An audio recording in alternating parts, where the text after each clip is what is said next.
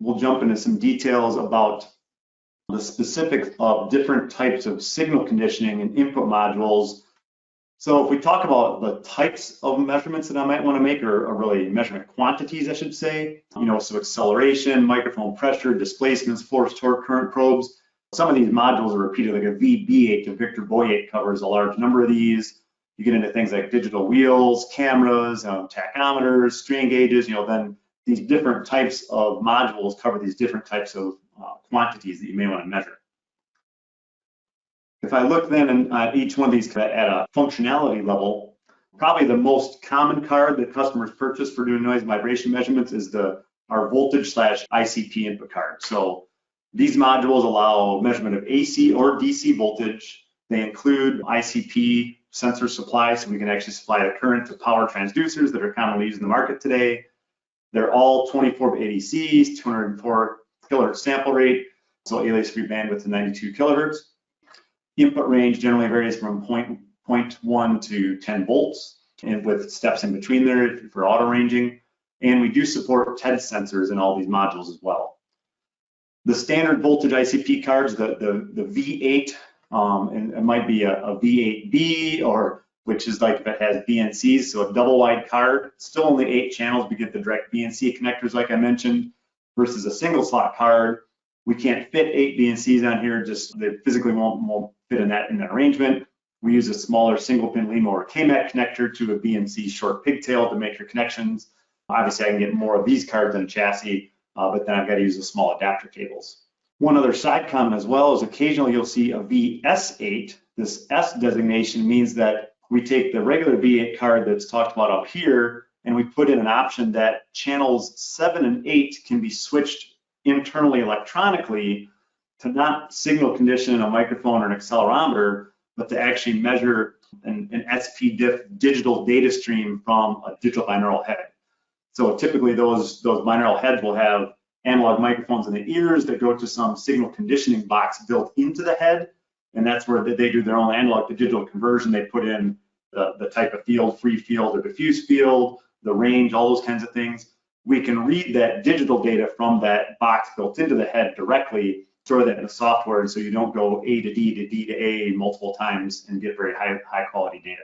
This ICP sensor supply is per channel, so it's 2.7 milliamps per channel, or 8 times that as far as total capability.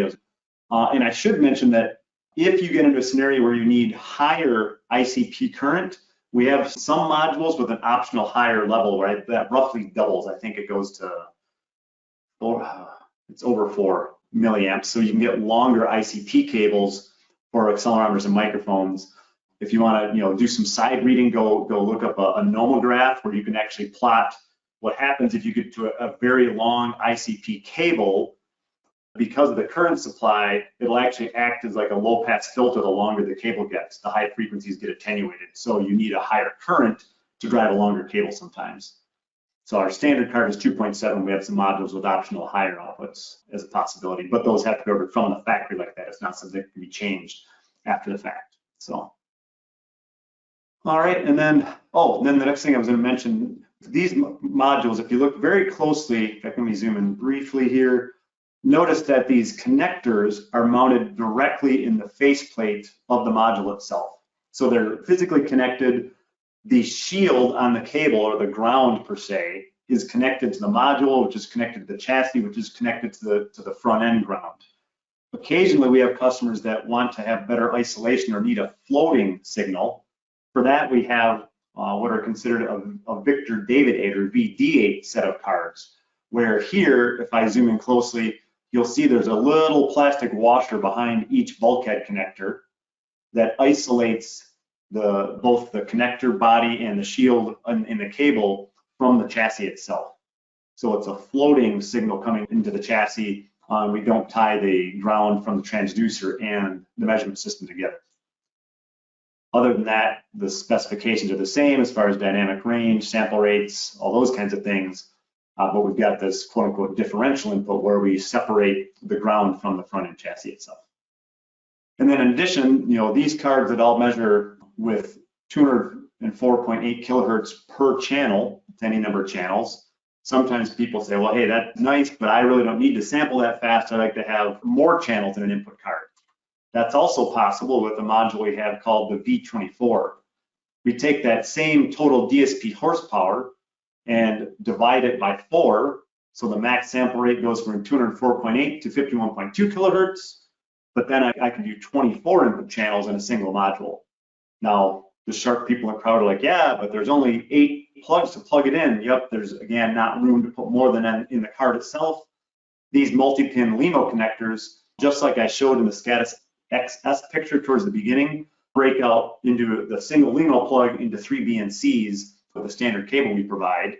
And then optionally, a lot of the transducer manufacturers, PCB, Dytran, companies like that, make specialized cables for our V24 card, where if you take a triaxial accelerometer, which normally is a 4-pin connector on the PCB or Dytran end, you plug that into the accelerometer, and the other end is the mating 9-pin LEMO plug that we need for the V24, and you plug that in, you've got all 3 channels connected automatically.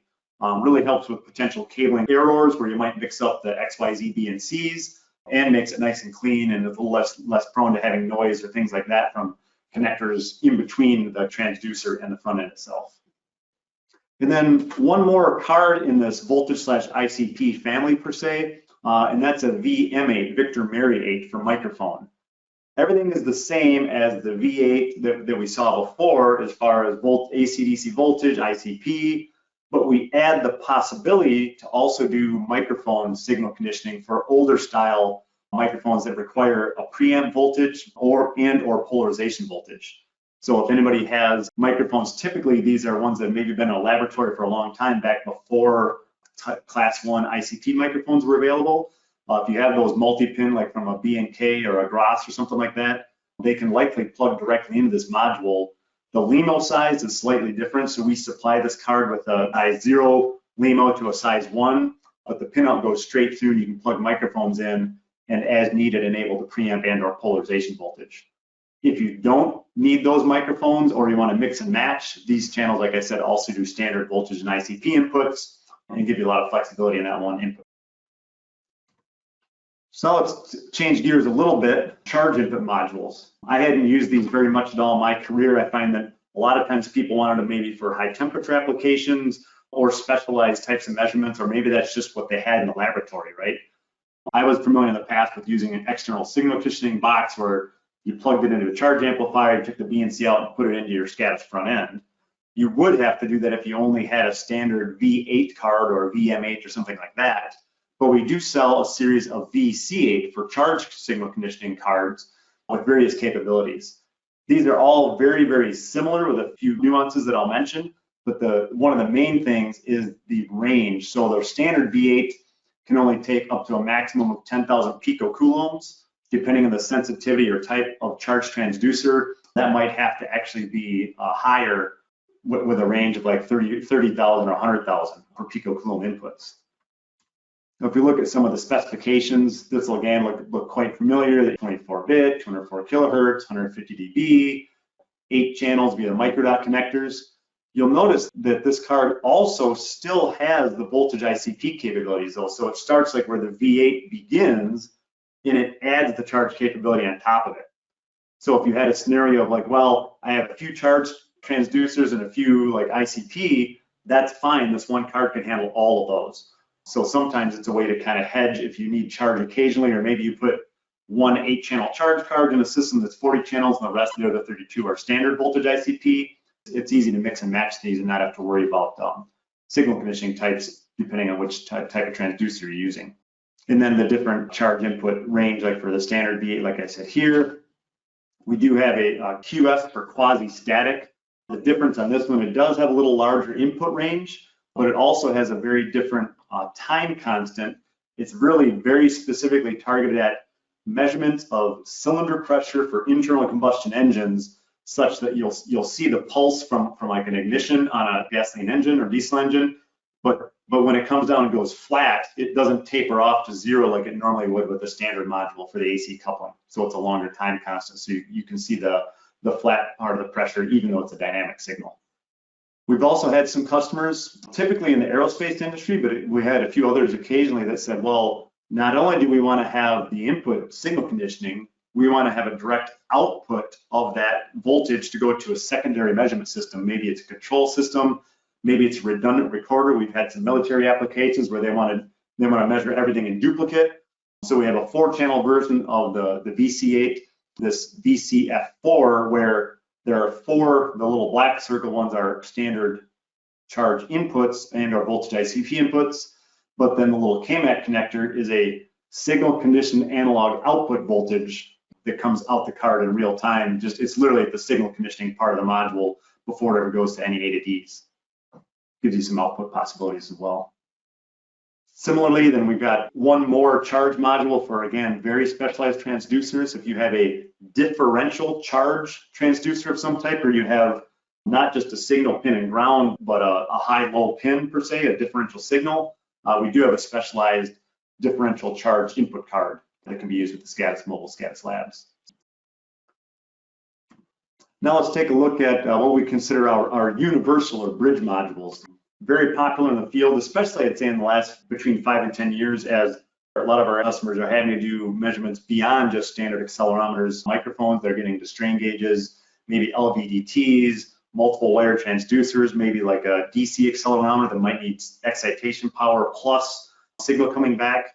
So our Victor Boy VB8 series of cards, or DB8 David Boy cards, take the things you would expect for voltage and ICP, but adds a bridge voltage supply, active sensor supply at 14 volts DC, 20 to 80 milliamps, depending on which type of transducer you have plugged into it.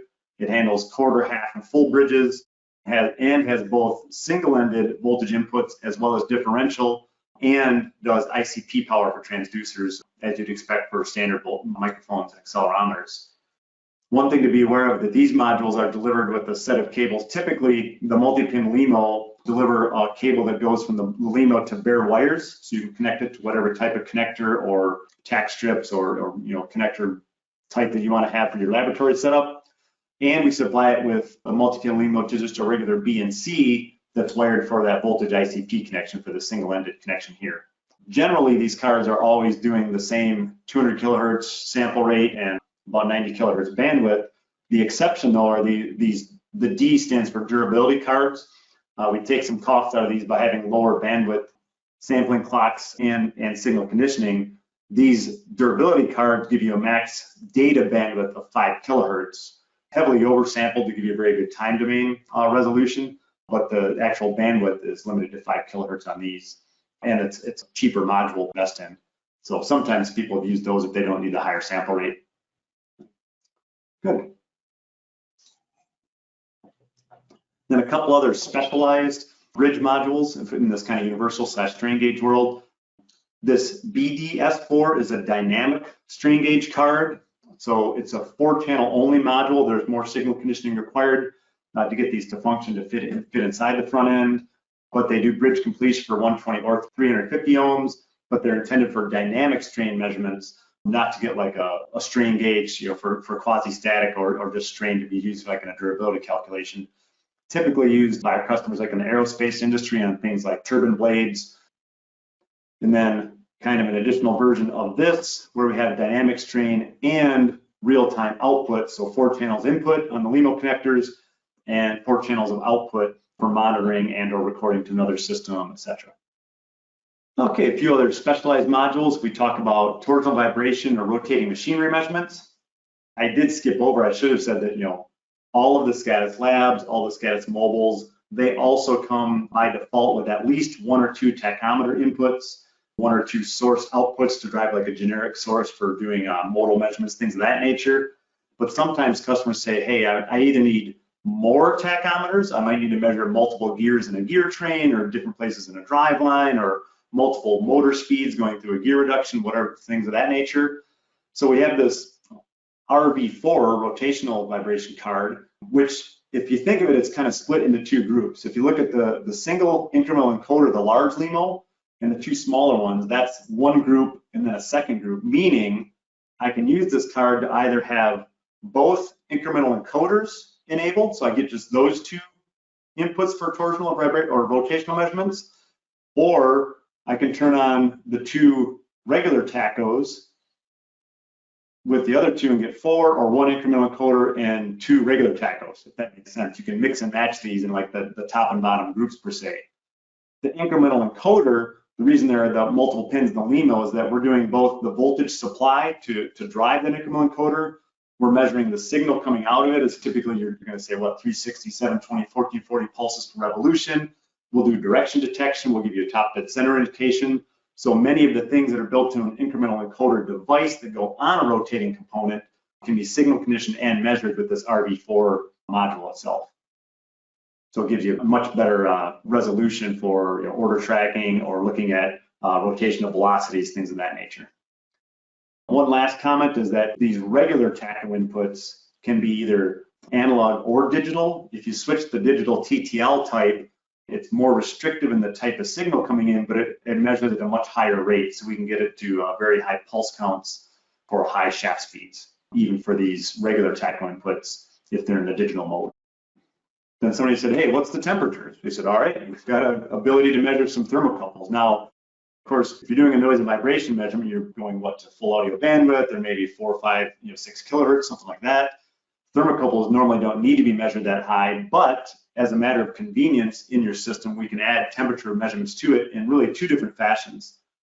We make a dedicated thermocouple card, the T8, that we see here in a couple different versions. This has a really wide range of thermocouple types, so all those listed here, but you're of course using a slot in your front end. If you only have a 5-slot front end and you put one of these in there, you've only got 4 other slots available, maybe for 8x4, 32 channels, something like that, or more with the B24. But you're losing that slot in your front end to get 8 channels. Every slot has 8 channels of input for thermocouple. An optional way to handle that is by using one slot of the front end to put in a CAN 4 card. I'll talk about what that is in a second. But this CAN 4 module can power up to 4 of these little external TCK8 devices, meaning I could have one slot then measuring 32 channel thermocouples instead of 8, although I am limited to just K-type. That's the one big difference as well. The T8 itself has this wide range of thermocouple types, but the TCK8, the little external boxes we have, are only for K-type thermocouples. But you get more bang for your buck out of these as far as channel count and space in your front end. I mentioned this TCK8 as being a CAN bus device, in that we plug it into our CAN 4 module that goes in the front end in order to power it, and measure the signals via the CAN bus. Somebody asked, can I use this with the built-in CAN bus on my front end? So the Syscon of a mobile, of a Scatus mobile recorder or a lab has a CAN bus connector. The answer is yes, but I have to give you one caveat there.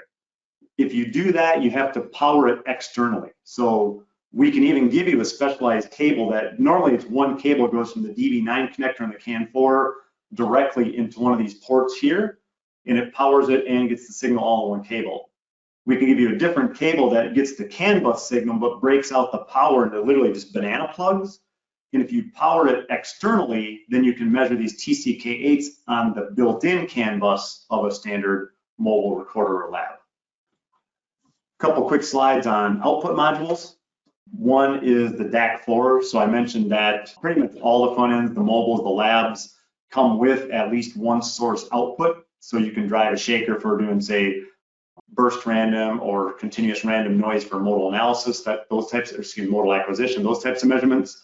If you need more than 2 sources, you can add these DAC4 cards to give you 4 additional. So in a typical front end, I've got 2 built in, I add a DAC4, then I could do a 6 degree of freedom MIMO sign control or random control or something like that with this hardware.